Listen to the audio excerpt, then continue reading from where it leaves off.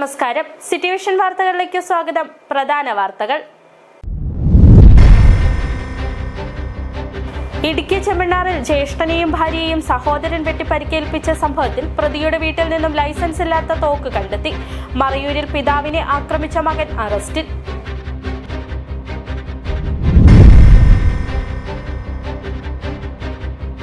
ഉണ്ടായിരുന്ന നടപ്പുവഴി ഇടിഞ്ഞില്ലാതായതോടെ പ്രതിസന്ധിയിലായിരിക്കുകയാണ് മൂന്നാറിലെ ഒരുപറ്റം കുടുംബങ്ങൾ.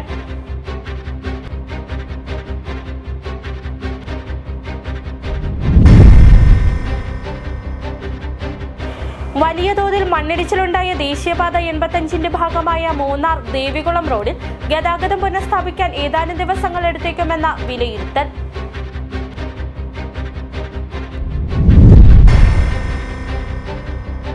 അടിമാലി കല്ലാർ കമ്പിലയിനിൽ വീടിന് മുകളിലേക്ക് പനമരം പതിച്ചു. വീട്ടമ്മയും മക്കളും രക്ഷപ്പെട്ടത് തലനാരിഴയ്ക്കാണ്.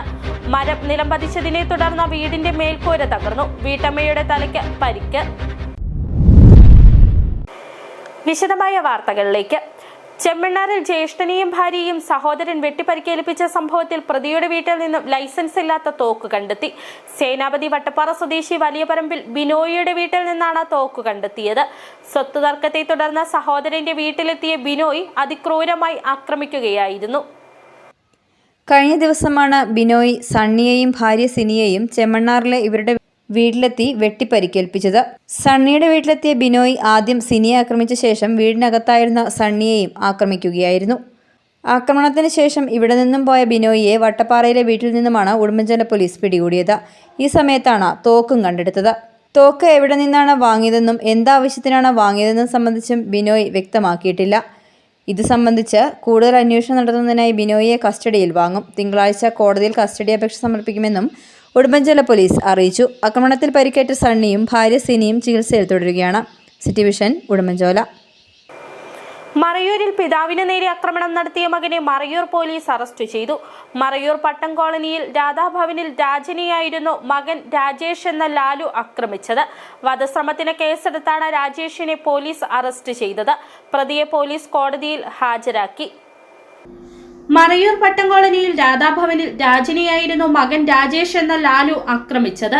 37-കാരനായ മകന്റെ ആക്രമണത്തിൽ 60-കാരനായ പിതാവിന് ഗുരുതര പരിക്ക് സംഭവിച്ചിരുന്നു. മുഖത്തും നെറ്റിക്കുമാണ് മുറിവുകൾ സംഭവിച്ചത്.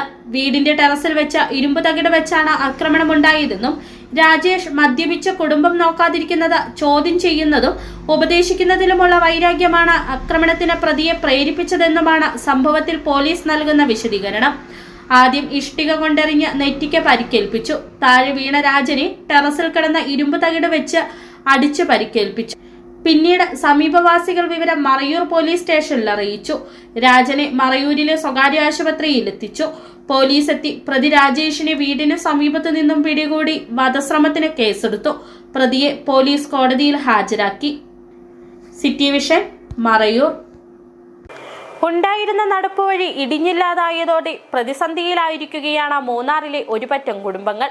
മൂന്നാർ ലക്ഷം നഗറിൽ നിന്നും MG നഗറിലേക്ക് പോകുന്ന നടപ്പുവഴിയുടെ ഒരു ഭാഗം മഴയിൽ പൂർണ്ണമായി തകർന്നതോടെയാണ് കുടുംബങ്ങൾ ദുരിതത്തിലായിട്ടുള്ളത്.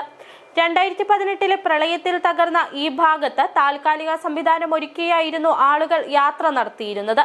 കഴിഞ്ഞ ദിവസങ്ങളിൽ പെയ്ത മഴയിൽ ഈ താൽക്കാലിക സംവിധാനവും തകർന്നു. മൂന്നാർ ലക്ഷം നഗറിൽ നിന്നും MG നഗറിലേക്ക് പോകുന്ന നടപ്പുവഴിയുടെ ഒരു ഭാഗമാണ് കഴിഞ്ഞ ദിവസങ്ങളിൽ പെയ്ത കനത്ത മഴയിൽ തകർന്നത്. ഇതോടെ യാത്രയ്ക്കായി ഈ വഴിയെ ആശ്രയിച്ചിരുന്നവർ ദുരിതത്തിലായി. പ്രദേശത്തെ 20-ലധികം കുടുംബങ്ങൾ ഇതുവഴിയായിരുന്നു സഞ്ചരിച്ചു വന്നിരുന്നത്. 2018 പ്രളയത്തിലാണ് നടപ്പുവഴിയുടെ ഈ ഭാഗം തകർന്നത്. പിന്നീട് ഇരുമ്പ് പൈപ്പ് ഉപയോഗിച്ച് നടന്നു പോകാവുന്ന രീതിയിൽ പാലത്തിന് സമാന രീതിയിൽ സംവിധാനം ഒരുക്കിയായിരുന്നു ആളുകൾ യാത്ര നടത്തിയിരുന്നത്. തകർന്ന നടപ്പാത പുനർനിർമ്മിക്കണമെന്ന ആവശ്യം കഴിഞ്ഞ കുറെ കാലങ്ങളായി ഉയർത്തുന്നതാണെന്നും എന്നാൽ ബന്ധപ്പെട്ടവർ ഇതിനോട് മുഖം തിരിക്കുന്നുവെന്ന ആക്ഷേപവും പ്രദേശവാസികൾ മുമ്പോട്ട് വെച്ചിരുന്നു. വളരെ കഷ്ടത്തിലാണ്. ഇത് 5-6 വർഷമായിട്ട് കുറേശ്ശെ ഇടിഞ്ഞു വരികയാണ്. ഇപ്പം മൊത്തത്തിൽ ഇഞ്ഞു വന്നു. ഇവിടെ 10-20 വീടുണ്ട്.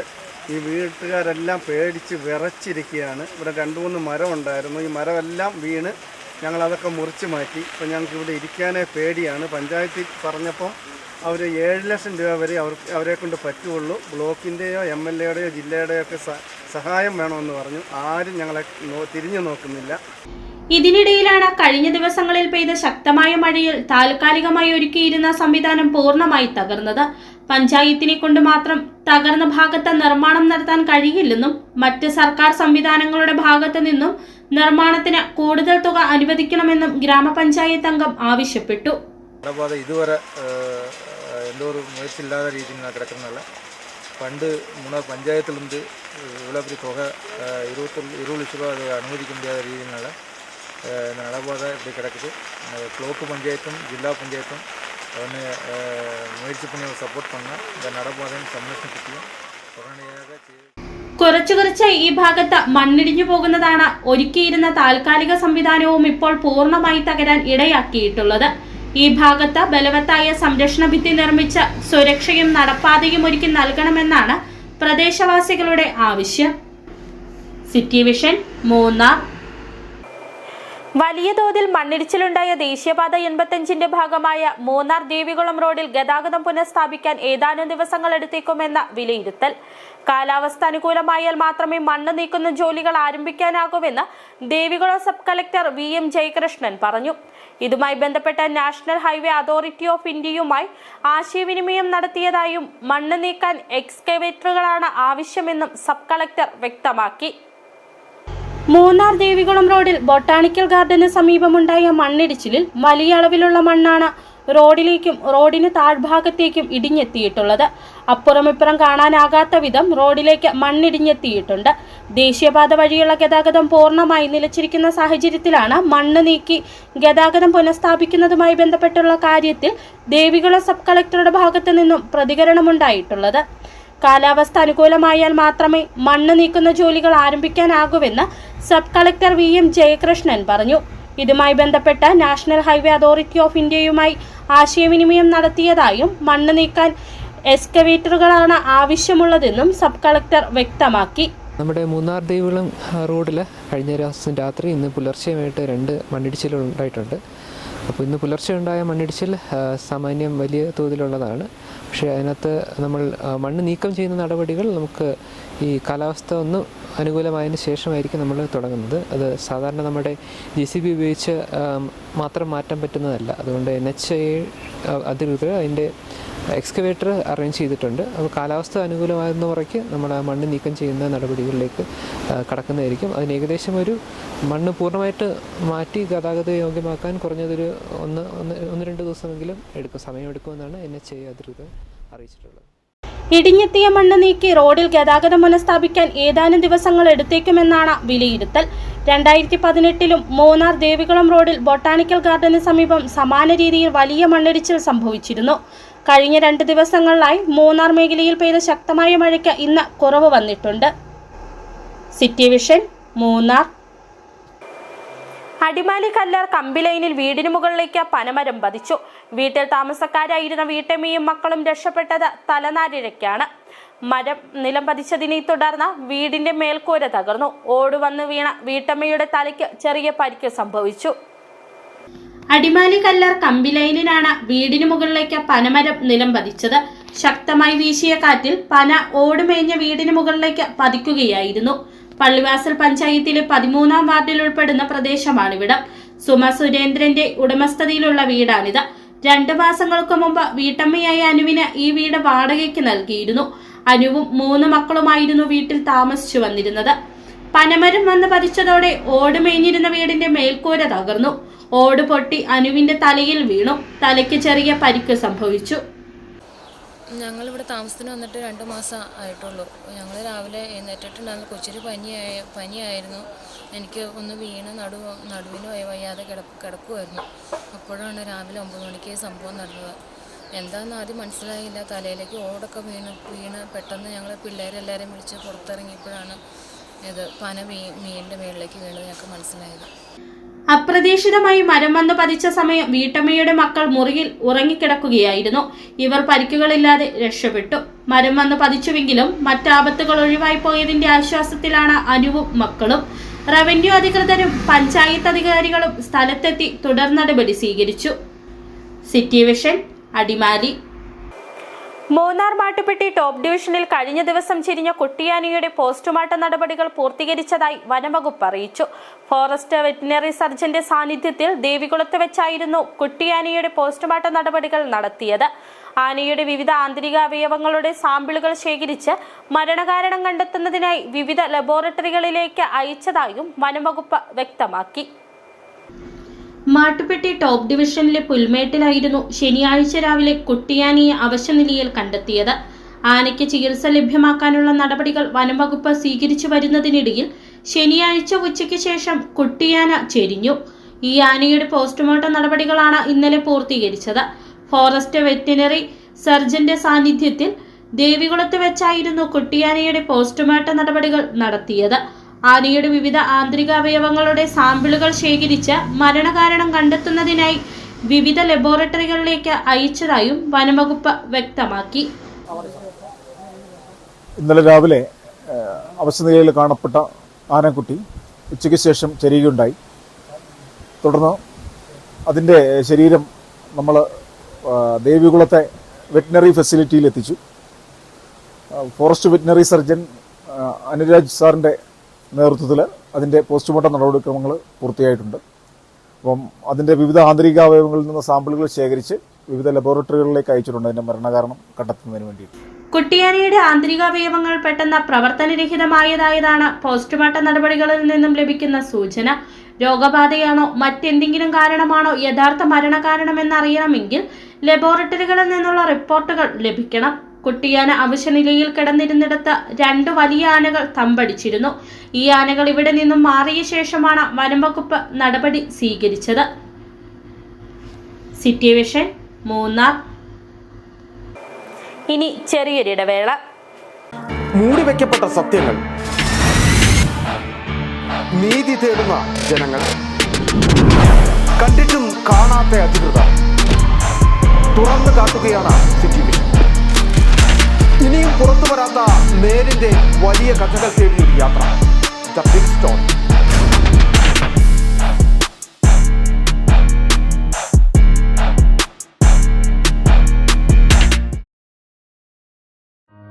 ആദ്യമായിട്ടായിരുന്നു അവൾക്കൊരു സമ്മാനം വാങ്ങാൻ പോകുന്നത്.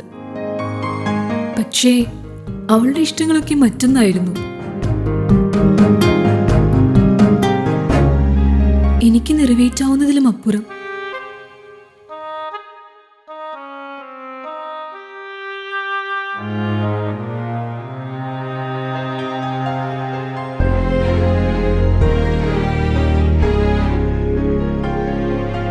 എന്റെ കുഞ്ഞു സമ്മാനങ്ങളൊന്നും അവളെ സന്തോഷപ്പെടുത്തിയില്ല.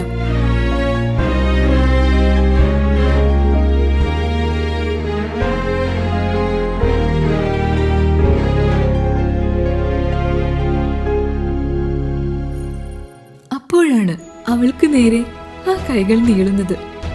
അന്ന് അവളുടെ മുഖത്ത് കണ്ട ചിരി അതൊരു വിശ്വാസത്തിന്റെ പാരമ്പര്യമാണ്. നിങ്ങളുടെ സ്നേഹം പോൽ പരിശുദ്ധമായ സ്വർണം വിശ്വസ്തയോടെ Alunkal jewellery, NH road, Adimali. ഞങ്ങൾ നഗരമധ്യത്തിലല്ല, ജനമധ്യത്തിലാണ്.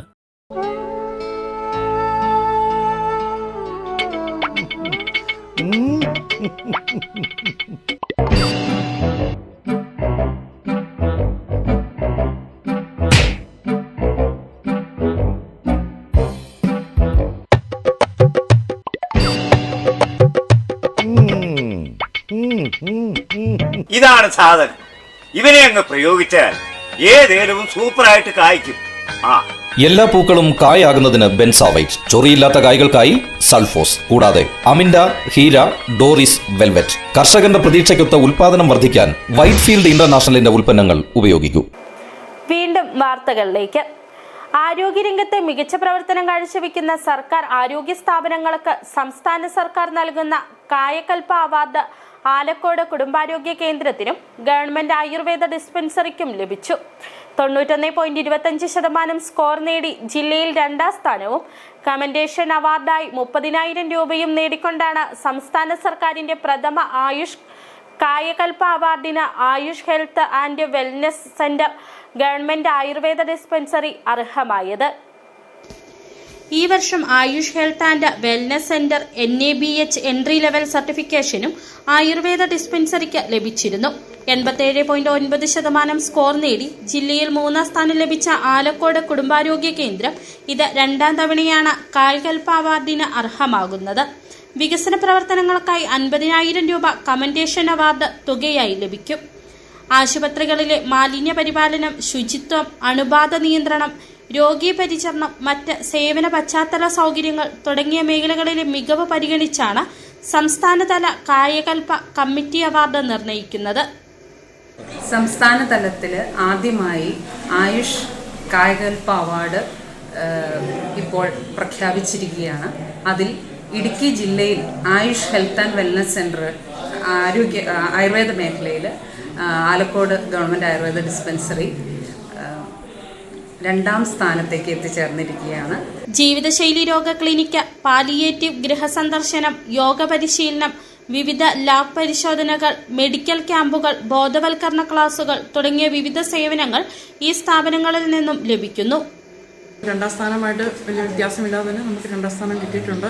അതിലേറെ അഭിനന്ദനീയമാണ്. സ്റ്റാഫ്, അതുപോലെ ഡോക്ടർ സ്റ്റാഫ്, പഞ്ചായത്ത് ഭരണസമിതി എല്ലാവരുടെയും കൂട്ടായ പ്രവർത്തനം കൊണ്ടാണ് നമുക്ക് ഈ സ്ഥാനം നേടാൻ സാധിച്ചത്. എല്ലാവർക്കും എല്ലാവിധ അഭിനന്ദനവും അറിയിച്ചു കൊടുക്കും.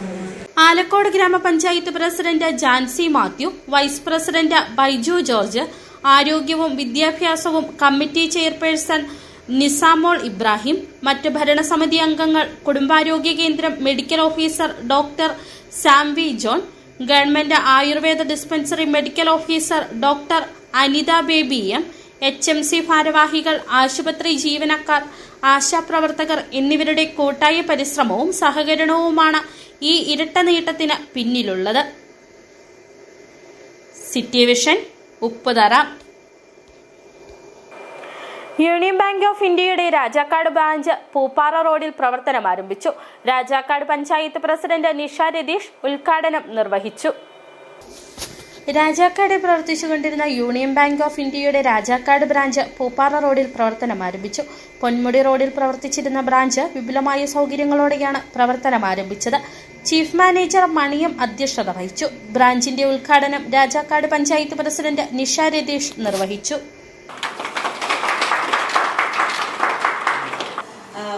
ഒരുപാട് സൊസൈറ്റികളെല്ലാം ഉണ്ടെങ്കിലും നമ്മൾ ഏറ്റവും കൂടുതൽ കുടുംബശ്രീയുടെ CDSന്റെ ഒക്കെ ആണെങ്കിലും JLG അങ്ങനെയുള്ള എല്ലാ സംവിധാനങ്ങളും യൂണിയൻ ബാങ്കിൽ തന്നെയാണ്. നല്ലൊരു ആളുകളോടുള്ള ഒരു നല്ല സമീപനവും അതൊക്കെ ഇനിയും തുടർന്നുണ്ടാവണം. അത് മാത്രമേ പ്രത്യേകിച്ച്. തുടർന്ന് നടന്ന ചടങ്ങിൽ ബ്രാഞ്ച് മാനേജർ വിഷ്ണുമോഹൻ സ്വാഗതം ചെയ്തു. മേഖലാ head general manager Sakthivel online ഉദ്ഘാടനം നിർവഹിച്ചു. VS Biju, Sibi Kochuvellatt, Sabu Vavalakkatt, KP Subeesh, deputy branch head Anu തുടങ്ങിയവർ പങ്കെടുത്തു. ചടങ്ങിൽ ചെമ്പക്കര ബിൽഡിംഗ് ഉടമ ഉലഹന്നാനെ ആദരിച്ചു. City vision, Rajakkad. കേരള വ്യാപാരി വ്യവസായി ഏകോപന സമിതിയുടെ ജില്ലാ വാർഷിക പൊതുയോഗവും കാരുണ്യം കുടുംബസുരക്ഷാ നിധി വിതരണവും നാളെ തൊടുപുഴയിൽ നടക്കുമെന്ന് സംഘടനാ ജില്ലാ നേതൃത്വം അടിമാലിയിൽ വാർത്താ സമ്മേളനത്തിൽ അറിയിച്ചു. രാവിലെ 11-ന് തൊടുപുഴ മർച്ചന്റ് ട്രസ്റ്റ് ഹാളിലാണ് പരിപാടി നടക്കുന്നത്. സംഘടനാ സംസ്ഥാന പ്രസിഡന്റ് രാജു അപ്സര യോഗം ഉദ്ഘാടനം ചെയ്യും. സംഘടനയുടെ 45ാമത് വാർഷിക പൊതുയോഗമാണ് നാളെ തൊടുപുഴയിൽ നടക്കുന്നത്. തൊടുപുഴ മർച്ചന്റ്സ് ട്രസ്റ്റ് ഹാളിൽ നടക്കുന്ന യോഗത്തിന്റെ ഉദ്ഘാടനം സംഘടനാ സംസ്ഥാന പ്രസിഡന്റ് രാജു അപ്സര നിർവഹിക്കും. വ്യാപാരികൾക്ക് ഒരു കൈത്താങ്ങ് എന്ന കാരുണ്യം കുടുംബസുരക്ഷാ നിധി വിതരണവും യോഗത്തിൽ നടക്കും. ജില്ലാ കളക്ടർ V വിഘ്നേശ്വരി കുടുംബസുരക്ഷാ നിധി വിതരണം നിർവഹിക്കും. മരണമടഞ്ഞ 26 പേരിൽ 22 പേർക്കുള്ള സഹായം ഈ പദ്ധതി പ്രകാരം കൊടുത്തു കഴിഞ്ഞു. ബാക്കിയുള്ള 4 പേരുടെ കുടുംബാംഗങ്ങൾക്ക് 6.5 ലക്ഷം രൂപ വീതം 26 ലക്ഷം രൂപ യോഗത്തിൽ ജില്ലാ കളക്ടർ കൈമാറുമെന്നും സംസ്ഥാന ജില്ലാ പ്രസിഡന്റ് സണ്ണി പൈമ്പിളിൽ അടിമാലിയിൽ വാർത്താ സമ്മേളനത്തിൽ പറഞ്ഞു. കേരള വ്യാപാരി വ്യവസായി ഏകോപന സമിതി ഇടുക്കി ജില്ലാ വാർഷിക പൊതുയോഗം 45ാമത് വാർഷിക പൊതുയോഗം തൊടുപുഴ മർച്ചന്റ്സ് ട്രസ്റ്റ് ഹാളിൽ വെച്ച് ഈ വരുന്ന ചൊവ്വാഴ്ച ജൂലൈ 29-ാം തീയതി രാവിലെ 11 മണിക്ക് ഞങ്ങളുടെ സംസ്ഥാന പ്രസിഡന്റ് ശ്രീ രാജു അപ്സര ഉദ്ഘാടനം ചെയ്യുകയാണ്. സംഘടനയുടെ വിവിധ പ്രദേശങ്ങളിൽ നിന്നുള്ള 420 ജില്ലാ കൗൺസിൽ അംഗങ്ങളാണ് ഈ വാർഷിക പൊതുയോഗത്തിൽ പങ്കെടുക്കുന്നത്. അതിന് പുറമെ ഉദ്ഘാടന ചടങ്ങിൽ സംഘടനാ ജില്ലാ പ്രസിഡന്റ് അധ്യക്ഷത വഹിക്കും. ജില്ലാ traders welfare society chairman Dias Pullan ആമുഖ പ്രഭാഷണം നടത്തും. ജില്ലാ പഞ്ചായത്ത് പ്രസിഡന്റ് രാരിച്ചൻ നീർണാക്കുന്നേലിനെ യോഗത്തിൽ ആദരിക്കും. കഴിഞ്ഞ ഒരു വർഷത്തെ സംഘടനയുടെ പ്രവർത്തന റിപ്പോർട്ട് ജനറൽ സെക്രട്ടറി നജീബ് ഇല്ലത്തുപറമ്പിലും വാർഷിക വരവ് ചെലവ് കണക്കുകൾ ജില്ലാ ട്രഷറർ ആർ രമേശും അവതരിപ്പിക്കും. ജില്ലാ വൈസ് പ്രസിഡന്റ് PM ബേബി, ജില്ലാ working president KR Vinod, vice president Thankachan Kottaykakam തുടങ്ങി സംഘടനയുടെ വിവിധ ഭാരവാഹികൾ സംസാരിക്കുമെന്നും സംഘടനാ ജില്ലാ നേതൃത്വം അടിമാലിയിൽ വാർത്താ സമ്മേളനത്തിൽ വ്യക്തമാക്കി. City vision, Adimali. അടിമാലി പനംകുട്ടി ചപ്പാത്തിൽ വെള്ളം കയറിയതോടെ ചപ്പാത്തിന് മുകളിലെ ഒഴുക്ക് വകവയ്ക്കാതെ ഇതുവഴി സഞ്ചരിച്ച സ്കൂട്ടർ യാത്രികർ രക്ഷപ്പെട്ടത് തലനാരിഴയ്ക്കാണ്. വാഹനം ചപ്പാത്തിന് മധ്യഭാഗത്തെത്തിയതോടെ ഒഴുക്കിൽപ്പെട്ടു. ഇതോടെ യാത്രക്കാർ വാഹനം ഉപേക്ഷിച്ച് രക്ഷപ്പെട്ടു. പിന്നീട് സ്കൂട്ടർ ചപ്പാത്തിൽ നിന്ന് പുഴയിലേക്ക് പതിക്കുകയും ചെയ്തു. കഴിഞ്ഞ ദിവസമുണ്ടായ സംഭവത്തിന്റെ ദൃശ്യങ്ങളാണിപ്പോൾ നവമാധ്യമങ്ങളിൽ പ്രചരിക്കുന്നത്. കമ്പിളികണ്ടം പനംകുട്ടി റോഡ് ദേശീയപാത 185 സംഗമിക്കുന്നതിന് സമീപമാണ് പനംകുട്ടി ചപ്പാത്തുള്ളത്. മുതിരപ്പുഴയ്ക്ക് കുറുകെയാണ് ഈ ചപ്പാത്ത്. കഴിഞ്ഞ 2 ദിവസങ്ങളിലായി മഴ കനത്ത് പെയ്തതോടെ കല്ലാർകുട്ടി അണക്കെട്ട് തുറക്കുകയും മുതിരപ്പുഴയിൽ വലിയ തോതിൽ ജലനിരപ്പ് ഉയരുകയും ചപ്പാത്തിന് മുകളിൽ വെള്ളം കയറുകയും ചെയ്തു. ശക്തമായ ഒഴുക്കായിരുന്നു പുഴയിൽ നിലനിന്നിരുന്നത്.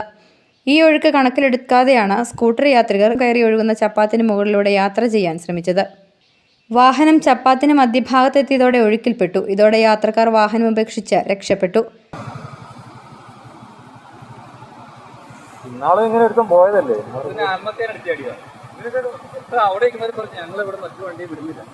സ്കൂട്ടർ പിന്നീട് ചപ്പാത്തിൽ നിന്ന് പുഴയിലേക്ക് പതിച്ചു. അതിശക്തമായ ഒഴുക്കായിരുന്നു ഈ സമയം പുഴയിൽ നിലനിന്നിരുന്നത്.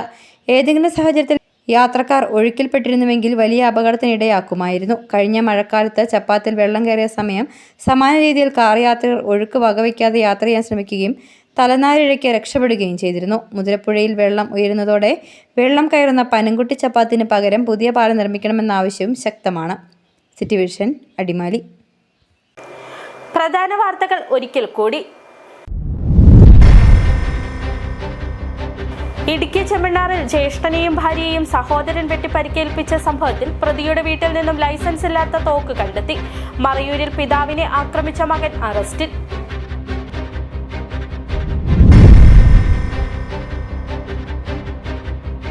ഉണ്ടായിരുന്ന നടപ്പുവഴി ഇടിഞ്ഞില്ലാതായതോടെ പ്രതിസന്ധിയിലായിരിക്കുകയാണ് മൂന്നാറിലെ ഒരുപറ്റം കുടുംബങ്ങൾ.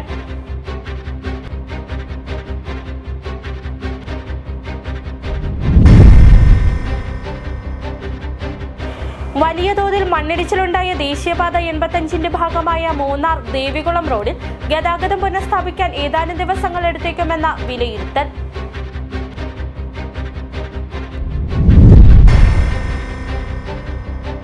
അടിമാലി കല്ലാർ കമ്പിലൈനിൽ വീടിന് മുകളിലേക്ക് പനമരം പതിച്ചു. വീട്ടമ്മയും മക്കളും രക്ഷപ്പെട്ടത് തലനാരിഴയ്ക്കാണ്.